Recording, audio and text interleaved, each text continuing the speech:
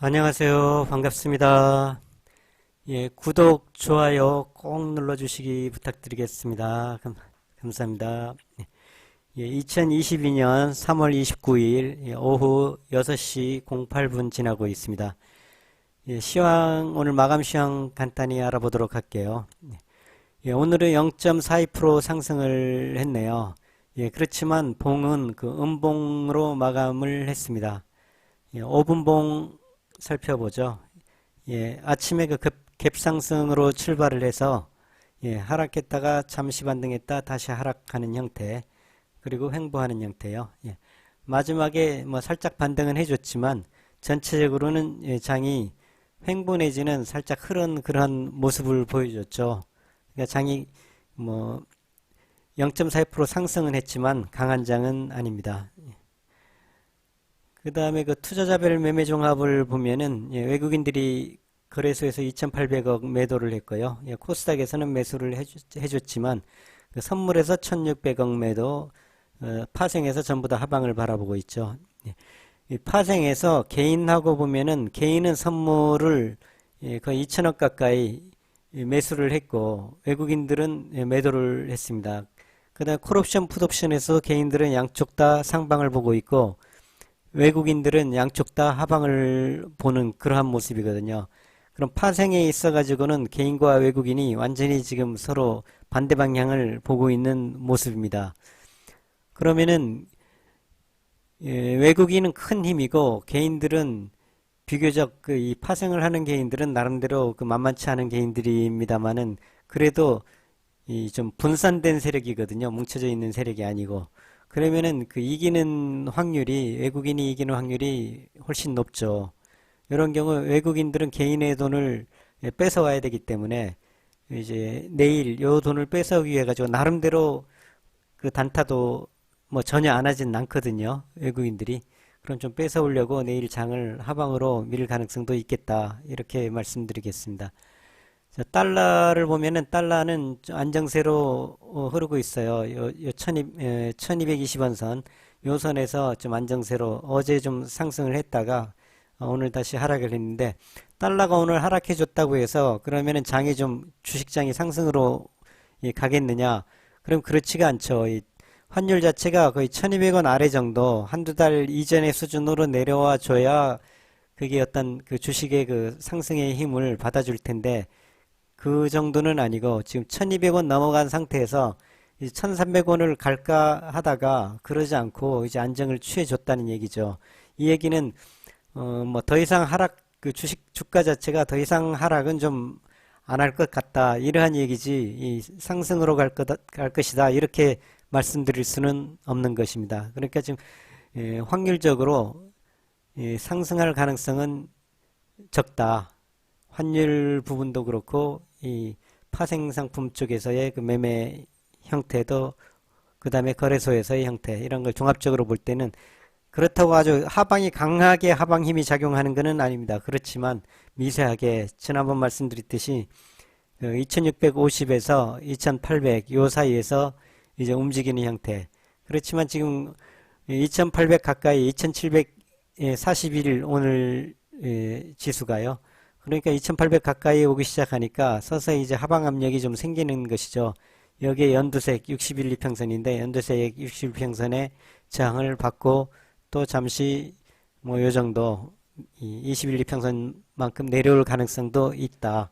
그러니까 너무 희망적으로 생각해서는 안 되겠다, 이러한 말씀을 드리겠습니다. 오늘 뭐 뉴스는 특별한 뉴스가 없어서 뭐 달리 말씀드리지는 않겠습니다. 종목들 간단히 한번 보도록 하죠. 우선 보유 종목 쭉 살펴보기 전에 오늘 뉴스 보다 보니까 그 백신에 관련된 그 백신 관련주 뉴스가 있던데요. 그 제넥신 백신 개발을 포기했다, 이런 뉴스가 있어요. 그러니까 이 제넥신이란 것도 여기가 지금 코로나죠. 2020년 3월 여기가 코로나로 이렇게 급락했다가 이 백신의 필요성 때문에 급등을 했죠. 이제 5만 원 선에서 지금 20만 원 가까이, 그러니까 거의 4배 가까이 상승을 했죠. 뭐 여기도 그렇고 또 그 신풍제약이라는 종목도 그렇고요. 이렇게 상승을 했다가 그냥 쭉 빠져버리죠. 그러니까 테마주의 그 위험이 이런 데 있는 것이죠. 그냥 함부로 그 테마 따라가다가 이런 거를 물론 잘 맞추는 선수들은 잘 따라 들어가죠. 빠졌다 올라가는 이런 단타 이런 부분들을 오르내리는 이런 부분들을 이 선수들은 진짜 잘 따라하지만 개인들은 따라하기가 쉽지 않거든요. 그러니까 개인들은 너무 테마주 좋아하시면은 이 수익을 얻을 확률보다는 그 손실을 볼 가능성이 많죠. 예. 그것을 말씀드리려고 잠깐 이렇게 한 것이고요. 한번 신풍제약도 한번 잠깐 볼까요? 신풍제약. 예, 신풍제약. 예, 마찬가지죠. 신풍제약도 예, 20만 원 됐다가 지금 37,000원. 예, 이렇고. 자, 아까 제넥신에서 보면은 여기 그 오늘 수급이 외국인 프로그램 기관 이렇게 외국인 기관이 다 매수를 해주고 있죠. 그러면은 외국인 기관이 매수를 하니까 이 차트의 흐름으로 볼 때 횡보를 해주고 있잖아요. 쭉 횡보를 하면서 이제 힘을 못 받다가 외국인 기관이 좀 들어와 줬다. 이제 좀 힘 받고 올라갈 것이 아니냐. 그다음 여기도 보면은 외국인들이 어제 하루 빼놓고 계속 외국인들이 들어와 줬네요. 3월 15일부터. 그러니까 힘 받고 올라갈 수 있지 않느냐. 외국인들이 매집을 하고 있지 않느냐. 물론 뭐 그렇게 볼 수도 있죠. 그렇더라도 거듭 말씀드리지만 차트만 보고서 하는 것이 아니다. 그 종합적인 이 세월의 흐름과 이 차트와 수급과 이거를 다 합해봐서 점수를 줘야 된다는 것이죠. 이 경험이라는 것은 이제 나름대로 고수와 하수의 차이가 이제 차트 처음 하시는 분들은 이 차트 하나만 보고서 이제 차트 마스터 다 했다. 이제 나는 잘할 수 있다. 이렇지만 그 경험이 없으면은 그 차트를 해석하는 능력이 좀 한계가 있거든요. 그 차트에는 그 말씀드렸지만 그 세력들의 심리가 담겨 있으면서 그 세월의 흐름을 같이 반영을 해주면서 세월의 흐름을 해석할 줄 알아야만이 그 차트를 제대로 읽을 수가 있거든요. 이제 수급의 원리도 배우고 차트의 모양도 배우고 양봉, 음봉, 이 꼬리의 의미 이런 걸 다 배워가지고 알았다. 그렇게 하면은 안 되는 거죠. 거기서 가장 중요한 게 세월의 흐름, 그 다음에 세력의 심리, 왜 세력이 이렇게 매집을 했느냐. 그 세월의 흐름과 비교를 해보고서 과연 그럼 새집의 매력을 한 의미는 무엇일까? 그것을 상상을 하는 능력도 생겨야 되는 것이죠. 이제 그런 게 같이 발전을 했을 경우에 이제 고수가 되는 것이죠. 예. 그러니까 함부로 이제 이런 테마주에는 좀 접근을 안 했으면 좋겠다. 이런 말씀을 드리는 겁니다. 자, 아모레퍼시픽이 오늘 기관과 외국인들이 다 들어와 줬어요. 그래서 꽤 그 4% 가까운 그 상승을 해줬죠. 예. 그러면은 여기서도 마찬가지로 이제는 좀 프로그램까지 오늘 수급을 보니까 아주 좋습니다. 거래량도 뭐 괜찮았고요. 예, 오늘 987억 예, 이렇게 됐는데 그러면 이제 들어가도 되겠습니까? 그렇지만 아직은 좀 들어갈 때가 아니다. 물론 조금 더 상승을 할 수가 있어요. 그건 제 생각에 뭐 상승을 해도 크게 상승하지는 못할 것 같아요. 단기적으로 이렇게 뭐 이렇게 뭐 17만 원 넘어가면서 뭐 19만 원 이렇게 단기적으로 갈 수는 없을 것 같고 예, 외국인들도 엊그저께 그 상하이 그 락다운을 보면서 이렇게 전체적인 모습을 심천의 락다운일 때는 굉장히 그 전 세계가 낙폭이 컸잖아요. 근데 어제는 상하이 심천보다 더 큰 경제 중심 도시인데 중국의 북경 다음에 제2의 도시, 경제의 수도라는 도시인데 상하이가 락다운을 하는데 왜 세계 시장들이 동요를 안 하는 거죠. 이제 그거는 나름대로 이제 그러한 모습을 보면서 미리 예고를 했다는 그러한 상해에서도 그러한 위험성을 알다 보니까 미리 공지를 한 거죠. 몇 월 며칠부터 언제까지. 심천 같은 경우는 언제까지라는 게 없었거든요. 그냥 봉쇄를 시작해서 사태가 끝날 때까지 본 것인데 상해에는 4일 동안 포동 4일 그 다음에 포서 4일 날짜까지 정해준 것이거든요. 나름대로 어떤 자신감도 보여주는 것이죠. 상해 입장에서. 그 정도로 락다운을 하면서 관리를 해나갈 수 있다는 자신감도 보여주니까 이제 외국인 입장에서 볼 때 어느 정도 이제 위드 코로나로 가려는 그러한 그 상해 중국 정부의 그 의도도 있지 않는가. 그렇게 상상을 해볼 수 있는 것이죠. 왜 외국인이 들어왔느냐를 볼 때 외국인은 나름대로 그러한 상상을 해보면서 일부 좀 사놓자. 일부 제가 말씀드린 천병 얘기하지만 천병을 한번 좀 보내가지고 일부 좀 사놓자. 이러한 전략을 쓸 수 있겠다라는 것이죠. 이제 그러면서 이 중국 정부가 그 위드 코로나 정책을 어떤 식으로 펼쳐나가는가를 살펴보면서 그런 위드 코로나 정책이 좀 가시적으로 나오고 발표도 되고 이제 그러기 시작하면은 좀 급격히 올라가겠죠. 이제 그런 상황을 보면서 따라가도 충분하다. 지금 이렇게 올렸다가 또 내릴 수도 있거든요. 또 내리면서 요 사이에서 뭐 한 106,500원, 106,500원에서 15만 원 사이를 왔다 갔다 하면서 갈 수 있다 보니까요. 뭐 굳이 서두를 필요는 없겠다. 이렇게 말씀을 드릴 수 있습니다. 그래도 아주 좋은 모습입니다. 오늘 이렇게 들어와주고 4% 가까운 양봉을 내줬다는 것은 상당히 희망적인 모습을 보여줬다 말씀드리겠습니다. 일진 머티리얼 뭐 큰 변화가 없고요. 세트레가이 오늘 계속 상승을 하던 그 종목이 오늘 그래도 뭐 1.69% 하락을 했죠. 요거는 뭐냐면은 나름대로 이제 역배열이다 보니까 역배열의 그 영향도 있고요. 나름대로 이제 한꺼번에 쭉 올리지 아직 뭐 테마가 그렇게 치솟은 것도 아니고 그러니까 올렸다 내렸다 하면서 올려주겠죠. 이런 경우 뭐 한 요 정도까지 한 44,300원 뭐 요 정도 44,200원 44,000원에서 44,200원 사이까지 내려와 주면은 고맙겠죠. 그러면은 또 추가 매수를 하는 겁니다. 최소한 6월 초 5월 말 6월 초까지는 이제 내려가더라도 다시 상승을 하겠다. 누리호가 끝나고 나서는 그 다음은 계속 올라갈지 아니면 상승을 멈추고 쭉 계속 이제 점차 하락을 해나갈지 그거에 대해서는 그때 가봐야 알겠지만 최소한 그 전까지 그러니까 6월 15일 날 누리호 발사라 그러니까 최소한 6월 초 5월 말 6월 초까지는 어떻게 하든 올랐다 내렸다 하더라도 단계적으로 상승을 갈 것이다. 그렇게 말씀드리겠습니다. LX 하우시스 어제 제가 그 말씀을 드렸죠. 기관이 들어와 준 거 보니까 상당히 그 좋은 모습이다. 이제 조금 있어도 외국인까지 들어와 주면은 쭉 뻗어 올라갈 것이다 했는데 하루 만에 며칠도 아니고 하루 만에 기관은 양을 더 늘려주고 외국인까지 들어와 줬네요. 하루에 6%가 올라와줬죠. 거래량까지 동반하면서 양봉을 만들어 줬습니다. 아주 좋은 모습이죠.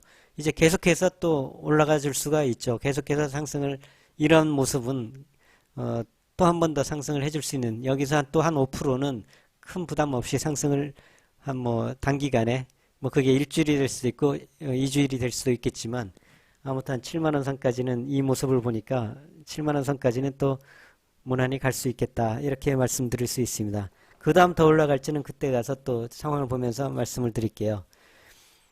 뭐 그러면은 어제 그럼 어제 추가 매수 좀 하라고 하시죠. 왜 그렇게 그런 말씀 안 하시냐?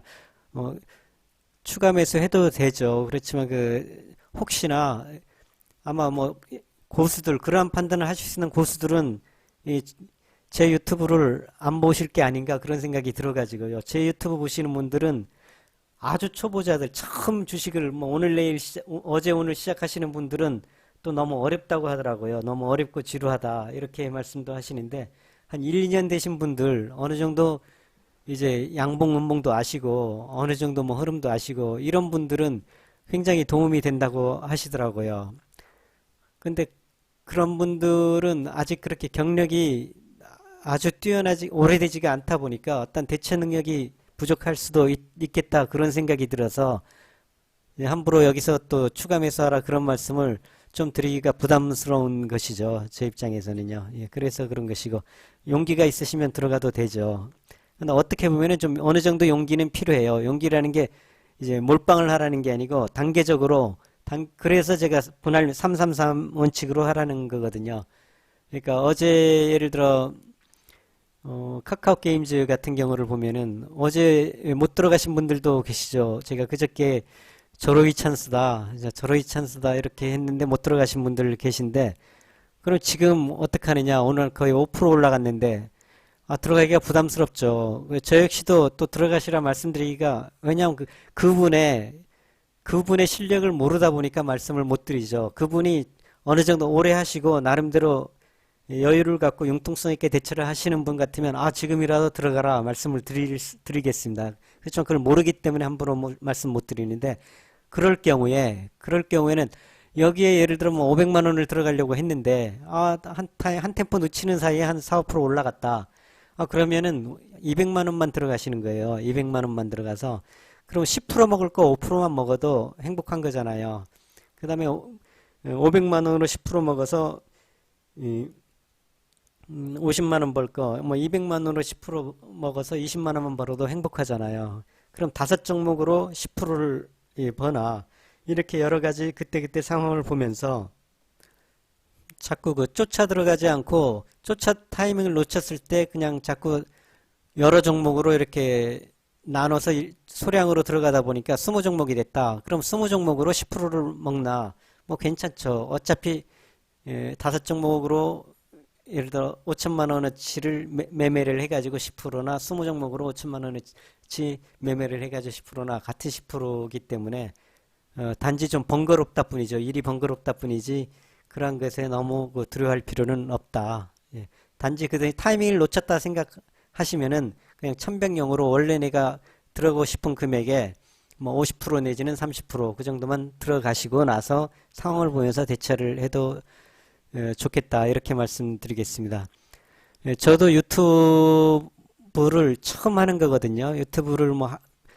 유튜브에 대한 생각이 없었는데 얼마 전에 지난달에 우연히 지인이 뭐 주식 관계 물어보길래 여기에 대해서 쭉 설명을 분석하는 법, 매매하는 법 쭉 설명을 하다 보니까 그분이 너무 설명이 쉽고 너무 좋다는 거예요. 너무 설명 잘하고 쉽고 그렇다. 그렇게 칭찬을 하길래 그럼 유튜브를 한번 해봐도 되겠구나 생각해서 쭉 다른 유튜브들 이렇게 쭉 살펴보니까 대충 두 가지더라고요. 아주 차원 높은 유튜브들, 그 다음에 아주 기초적인 유튜브들, 그냥 아예 그 다음에 그렇지도 않고 선만 쭉쭉 그어놓고서 아무 이유에 대한 근거 설명은 안 해주고 선 그어주고 돌파하면 사십시오, 뭐 하면 파십시오. 이러한 좀 근거 없다기보다는 좀 뜬구름 잡는 식으로 진행하는 유튜브들, 그러한 종류들 보니까 그러면 차원 높은 유튜브 말고 초보자 어느 정도 아시는 분들을 대상으로 이 심리 파악하는 그러한 부분들을 좀 첨가하면서 하면은 되겠다. 그래가지고 한 3일 공부하고 화면 캡처하는 법 공부하고 너무 완벽히 공부하고 하다 보면은 언제 시작할지 모르겠더라고요. 그래서 일단 시작하고 보자. 시작하고 보면서 하다 보면 실력이 늘겠지. 그래가지고 처음 할 때는 말도 많이 더듬고 지금도 더듬습니다만은 조금 나아진 것 같아요. 이제 그래가면서 향상이 되는 거거든요. 마찬가지로 주식 처음 하시는 분들도 너무 너무 과감하게 하는 것 절대 그거는 안 되고요. 그렇죠. 너무 조심해서 안 들어가는 것보다는 소액이라도 조금씩 이 종목이 좋다고 하면은 소액씩이라도 조금씩 들어가 보시면서 그러다 보면은 그 종목에 관심을 갖게 되고 그 종목의 움직임의 그 특성을 알게 되거든요. 이 종목은 어떠한 특성으로 움직이더라. 이런 걸 이해하게 되면은 이제 그 종목에 대한 이제 전문가가 되는 것이고 전체적인 주식 매매를 하는 실력도 많이 향상이 되는 것이죠. 그러니까 어느 정도의 용기도 필요하다 이런 말씀을 드리겠습니다.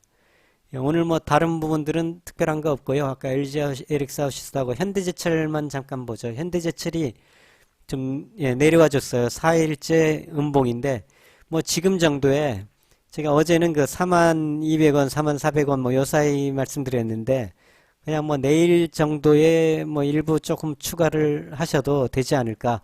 예를 들어 이거 보유하고 있지 않으시다 그러면은 내일 일부 좀 들어가셔도 되겠다 이런 생각을 합니다. 왜냐하면 건설붐이라는 것도 있고 그 다음에 오늘 또 제가 다른 유튜버 보다 보니까 어떤 애널리스트 나와서 하시는 말씀이 저도 많이 뵙거든요. 그렇게 들으면서 러시아가 철강 생산 2위 국가인데 전쟁을 하면서 이제 유럽 쪽에 철강 공급이 많이 부족하다는 것이죠. 그러니까 지금 우리나라 철강 업체들도 영향을 받고 좋은 긍정적인 영향을 받을 수가 있다. 그러한 부분도 있죠. 꼭 그런 부분 아니더라도 조선업 그 다음에 건설업 이쪽에 그 호황에 따라 가지고 올라갈 수 있는 것이니까요. 현대제철도 지금 이러한 하락을 보여주는 것이 우리에게 매수의 찬스를 주는 것이다. 이렇게 생각을 하면 되겠습니다. 오늘 간단히 이 정도로 마칠게요. 구독, 좋아요 꼭 좀 부탁드릴게요. 감사합니다.